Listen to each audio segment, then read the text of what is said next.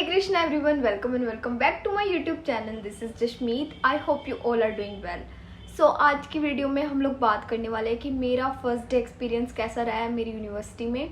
बाकी ये वीडियो आप लोगों की डिमांड पे आ रही है, बहुत सारे बच्चों ने डीएम कर रखे थे, उनको जानना था मेरा एक्सपीरियंस कैसा रहा है और कमेंट भी आ रखे हैं। तो चलो आज बात करेंगे मेरे फर्स्ट डे के बारे में। लास्ट टाइम मैं स्कूल गई थी वो था 30 मई को, और जो कॉलेज स्टार्ट हुआ था फर्स्ट टाइम जब मैं कॉलेज गई थी वो था 22 नवंबर।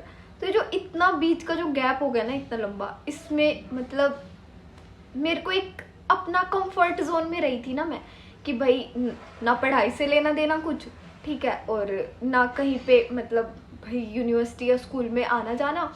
तो ये एक फेज़ था जिसमें मुझे कॉलेज जाने की एक्साइटमेंट बिल्कुल ख़त्म हो चुकी थी, मन ही नहीं कर रहा था।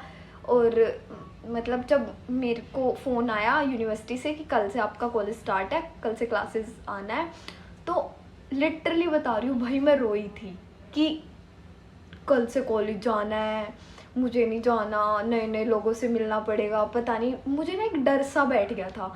क्योंकि हम तब अपने घर पे रहते हैं तो अपने लोग होते हैं। स्कूल में जाती थी तब भी मतलब एक तो तब मैंने 11th क्लास में स्कूल चेंज किया था, उसके बाद भी मेरे थोड़े फ्रेंड्स बने थे, बट मतलब मैं बहुत कंजर्व रहती थी।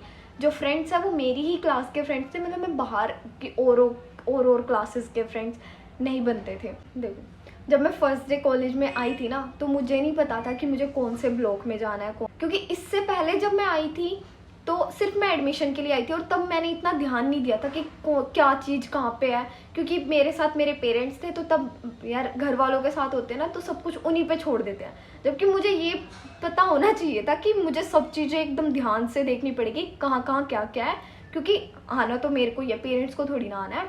बट मैंने इतना ध्यान नहीं दिया था, तब एडमिशन लेने आई थी, और तब फर्स्ट डे कॉलेज में आई ना, तो मुझे बहुत डर था सच में। बस में बैठी थी ना, तो जो साइड में एक लड़की बैठी थी ना, मैंने उससे मतलब डर डर के थोड़ा पूछा कि मैं मतलब ऐसे मेरा न्यू एडमिशन है, क्योंकि ऐसे था कि जो और फैकल्टीज़ के बच्चे थे ना, उनकी क्लासेस हो गई थी अगस्त में स्टार्ट, और बाकी जो हमारी थी ना, क्योंकि हमारी क्लासेस होती है एमबीबीएस वालों के साथ, तो नीट काउंसलिंग पे रुके हुए थे हमारी क्लासेस, तो इसलिए इतना लेट क्लासेस स्टार्ट हुई थी।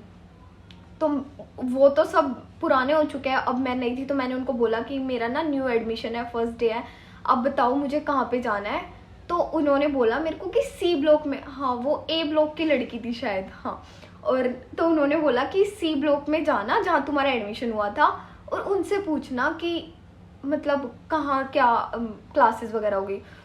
तो जहाँ पे बस उतारती है वो है बॉयज़ हॉस्टल के पास, हमारी ओपीडी है वहाँ पे, और जहाँ पे मतलब एडमिशन वगैरह हुए थे वो था सी ब्लॉक। तो फर्स्ट डे तो इतना लंबा लगा था ना वो, और इतनी सारी मतलब एक साथ इतने सारे बच्चे जा रहे हैं, किसी को किसी से कोई मतलब नहीं है। फिर मैं पहुंची वहाँ पे सी ब्लॉक में, और फिर मैंने जाके पूछा काउंटर पे कि मेरा ना न्यू एडमिशन है और मैं नेचुरोपैथी की स्टूडेंट हूँ, तो कहाँ पे जाना। उन्होंने भी जस्ट बोल दिया बी ब्लॉक में चले जाओ, 3rd फ्लोर। और भाई नहीं, सिर्फ उन्होंने बोला कि बी ब्लॉक पे चले जाओ। तो फिर मैं अकेली बी ब्लॉक तक पहुंची। देन बी ब्लॉक के बाद मुझे ये था बी ब्लॉक में तो आ गई, और अब कहाँ जाऊँ। फिर मैंने किसी से पूछा कि ऐसे ऐसे, कोई टीचर ही थी कि नेचुरोपैथी की क्लासेस कहाँ पे होती है। फिर उन्होंने बोला 3rd फ्लोर चले जाओ। फिर फाइनली जाके मैं अपनी फैकल्टी में पहुंची, एंड फिर थोड़ी ये मिला कि हाँ आ गई हूँ।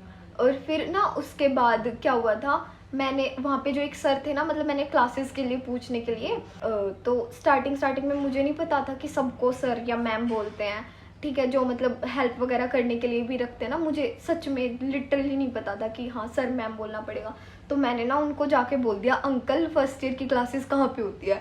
तो पहली बात तो वो इस बात से मतलब ऑफेंड हो गए थे कि अंकल कैसे बोल दिया, मतलब ठीक है, उनको ये था कि कम से कम भैया ही बोल दो, क्योंकि उनकी ना थोड़ी बियर्ड बड़ी थी, तो मुझे लगा कि वो अंकल ही होंगे। बट मुझे नहीं पता था कि जितने भी लोग होते हैं सबको सर और मैम बुलाना पड़ता है। और तो आप लोग ये ध्यान रखना कि आओ तो सबको सर और मैम बुलाओ, मेरी तरह अंकल मत बोल देना किसी को। और ये सेम चीज़ मेरे साथ एनाटॉमी डिपार्टमेंट में हुई थी, जो भी कैडेबर वगैरह को ले जाते हैं रखते हैं ना, उनको भी मैंने एक बार अंकल बोल दिया था, तो वहाँ पे तो मेरे को HOD ने बोला था आप ना मेडिकल फील्ड में हो तो सबको सर या मैम बुलाना है, ठीक है।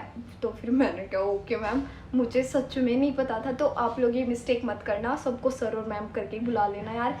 और हाँ यही था। और फिर क्या हुआ था, हम लोग बस क्लास में बैठे थे, धीरे धीरे करके बच्चे आते गए।